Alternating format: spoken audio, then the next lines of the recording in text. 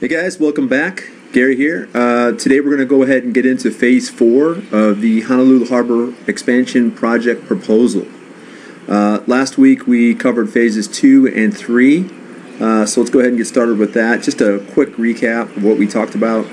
We did go into the bidding and contracting, and remember this is the bidding and contracting piece is a very deliberate planning process that's rigid. And the boundaries are closely guarded by the U.S. Army Corps of Engineers and the the International Association for Contract and Commercial Management. So we've got some very strict and rigid guidelines we have to stick by. That was the kind of the takeaway. We looked at the task organization for this proposal, many stakeholders, and dredging itself. We got into the dredging in Phase 3. Our deepest depth is going to be that center cut, which is going to be the aft berth for the super container, the Super Panamax category container that's capable of 15,000 TEU. These depths consider a heaviest capacity scenario for each of the super vessel types. A 10-foot safety buffer has been added to aft dredging estimates. So our aft dredging estimate for the super container was 80 feet. We put it at 70, so we added 10. That takes us to 80. And then we looked at dredging requirements and methods. We've got the shallow water, deep water, and then throughout the entire process, the IHC Merwid Victor Horta is a really good ship or a really good vessel designed for the extraction from the seafloor supply construction efforts. Okay, so let's get into Phase 4, the super platform construction foundations. A lot of geotechnical considerations, of course. These are just two that I looked at. And once again, I'll revisit this. You know, I've said it ad nauseum, but we're sketching broad strokes here, ladies and gentlemen. There's probably 27 different precast or solid fill foundation alternatives that we could look at. I've looked at two, and just based on a cursory look, I chose the solid fill foundation, and that's based on surrounding geology, tidal considerations, load-bearing stress, and then seismic reactivity. But of course, we've always got to consider the physical environment aspects of marine and offshore construction, because that's what we're doing. And a lot of unknowns here, about a million things to consider. Okay, hydrostatic pressure and buoyancy. There's actually a formula for that. We're going to take a look at in a second. We're going to look at load-bearing foundation systems, the different varying types, and then based on the erosion factors, the water condition, the weather in and around Honolulu. So it gets real geotechnical. I'm not a geotechnical engineer. I don't even claim to be an amateur. I know nothing about it. I've read a couple of things and I know some stuff. I'm a logistician by trade. But I'm fascinated by it. I think it's a great field to study. I'd like to know more. I wish I had studied engineering in school. But we do have to consider the ocean, because it does present a unique set of environmental conditions, and understand that this fill or this super platform construction is actually outside of the Honolulu Harbor. Okay, so now we're dealing with tidal currents and some significant tidal activity. Okay, so we've got all those environmental considerations that are going to dominate the methods, equipment, support, and procedures to be employed in this offshore construction endeavor.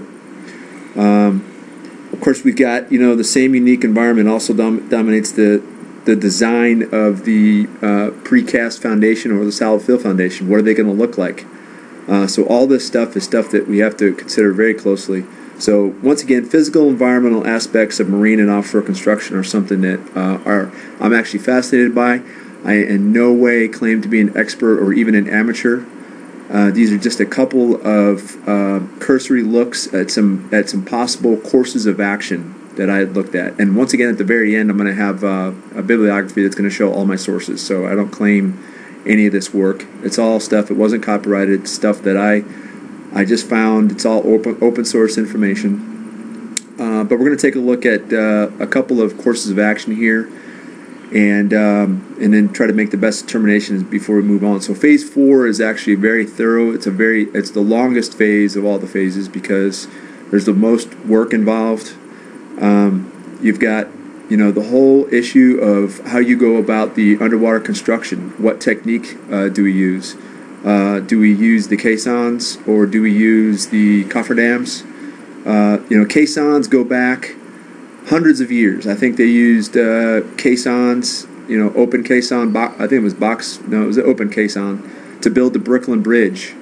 And an interesting history, little factoid, is that a lot of guys when they were down there, the construction workers back, they weren't very astute, or they didn't know too much about different pressure and the effects of pressure on the body, and they suffered from Caisson's disease.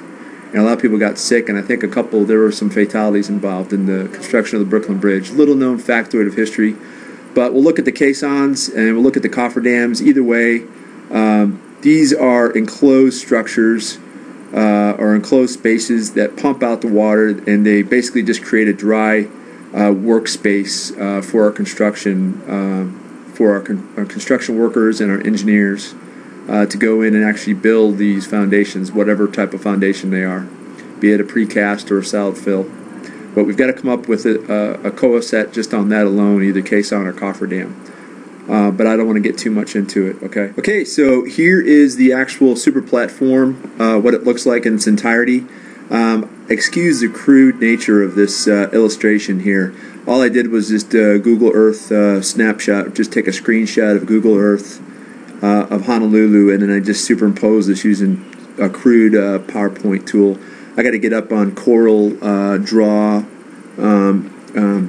Coral Video Draw, and I think you can use Google SketchUp, and I know how to use Google SketchUp. I just got to get a little bit more savvy on that. So excuse the crudeness of this illustration, but I think it does the job and shows you the basic layout for this this construction platform.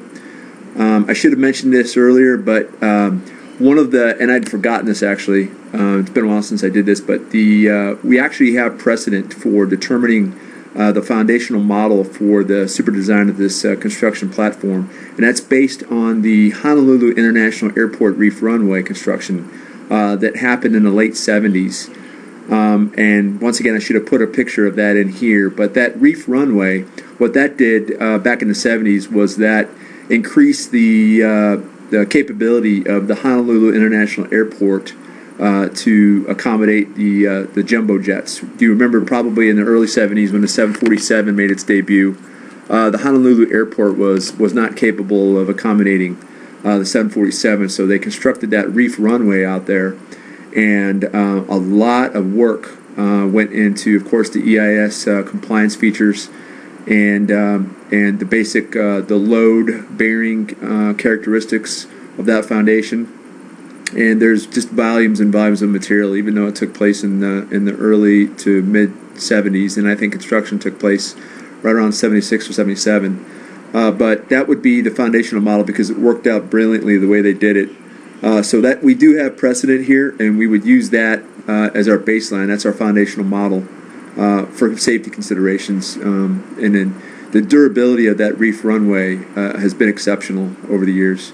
But this shows you all of the piers, the dredging material from berths. We would use approximately 40% of the mass would come from coral fill, and that would be used for the finger piers and the berthing. And then we'd have to dump truck in or bring in from quarry 600,000 tons of aggregate stone. So you can see why this would be definitely the most labor-intensive and longest phase of the entire initiative or the entire construction project.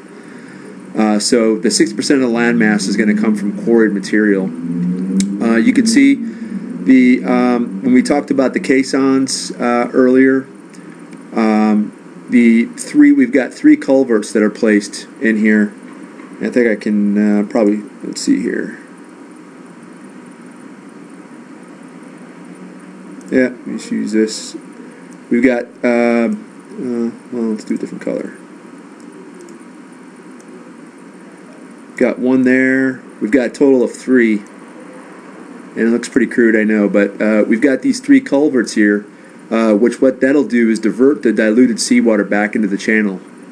to promote greater tidal circulation during 3 and 4. So that's an EIS compliance feature that we discovered during our initial scoping of the EIS. If you remember, that was phase 0. So that's one of the important factors that we took a look at. So that's going to be in there, staying there from 3 through 4. It'll come out all the way. It'll stay all the way to the end and make sure that we don't disrupt tidal circulation during these vital construction phases. So this super platform is going to add an additional 800 acres of land to the island of Oahu. So it's going to greatly extend Sand Island. And we also have to be cognizant of this fact right here. The main channel going into the harbor is right here. So if we're doing construction right around here, another problem. Problem 2003 is going to be what are our mitigation efforts or strategies to avoid problems, because we still got to conduct daily business. Back over here around this area, we've got a bridge. It used to be, and it's not a drawbridge, it's just a bridge, so we're restricted at one point. Honolulu Harbor has one entry-exit point, and it's right along this channel right here. So that's just another thing for consideration that we'll talk about later on down the line. But that's really about it. This super platform will provide the foundation for the expansion berths, the supporting hard stand infrastructure, as well as all above ground vertical construction. And we're going to get into the vertical construction of what goes on top of the hard stand later, but we have to factor that in now, and the load bearing capability. So the 60-40% was done very deliberately because we've got to have it's important we have the aggregate stone with the coral fill. You can't rely entirely upon the coral fill for obvious reasons because it doesn't meet load bearing criteria. But I hope that this lays out, or at least gives you an idea of what we're looking at for the super platform construction. Okay, so thanks for watching. I went ahead and just got a quick picture of the Honolulu International Airport reef runway that was done in the 70s that I was discussing earlier. So there's our precedent right there, ladies and gentlemen. That thing has just worked miraculously over the past few decades.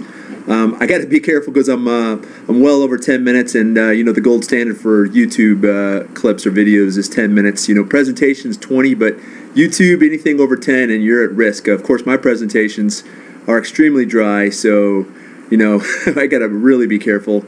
I think I'm up to about 7 subscribers now, so that's wonderful. I wonder if YouTube's got an award for the least amount of subscriptions, because I think I would probably be in the running for that. Anyways, if I could get a couple of people to unsubscribe, that'd be great, because I'm trying to get my subscriptions down to just 2. No, I'm just kidding, of course. You guys have a great weekend. It's a 3-day weekend. I think MLK observance is Monday, so everybody should be off Monday for the national holiday. Have a great 3-day weekend. I will come back at you probably on Sunday with a logistics topic of the week and a miscellaneous news event. Have a great weekend.